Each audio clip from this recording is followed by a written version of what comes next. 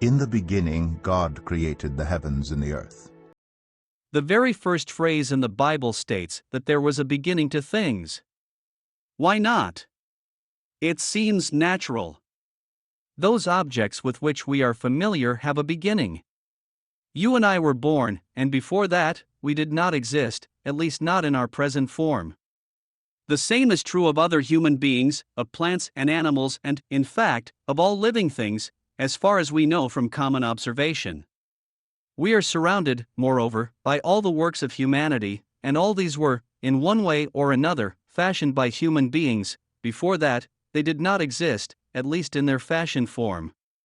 It seems natural to feel that if all things alive and human fashioned had a beginning, then the rule might be universal, and that things that are neither alive nor human fashioned might also have had a beginning. And in the scientific view, there is also considered to be a beginning, not only for Earth, but for the entire universe. Since the Bible and science both state that heaven and earth had a beginning, does this represent a point of agreement between them?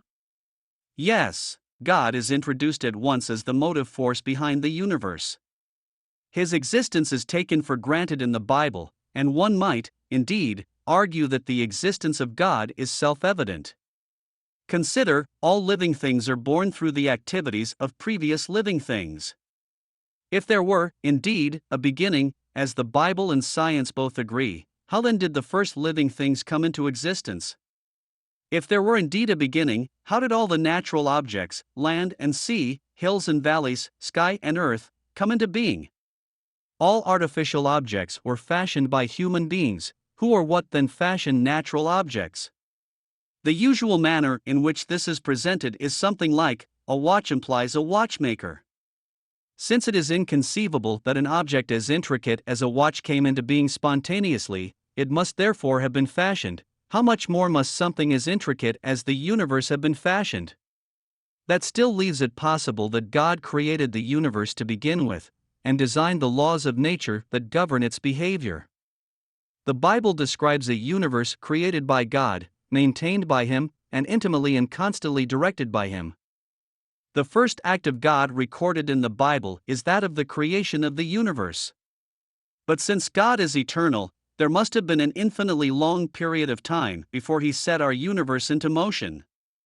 What was He doing during that infinitely long period of time? When St. Augustine was asked that question, he is supposed to have roared, creating hell for those who ask questions like that. Ignoring St. Augustine, if we dare, we might speculate. God might, for instance, have spent the time creating an endless hierarchy of angels. For that matter, He might have created an endless number of universes, one after the other, each for its own purpose, with our own being merely the current member of the series, to be followed by an equally endless number of successors. Or God might, until the moment of the creation, have done nothing but commune with His infinite self. All possible answers to the question are merely suppositions, however, since there is no evidence for any one of them. There is not only no scientific evidence for them, there is not even any biblical evidence. The answers belong entirely to the world of legend.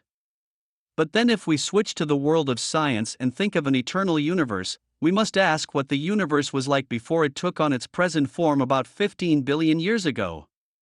There are some speculations.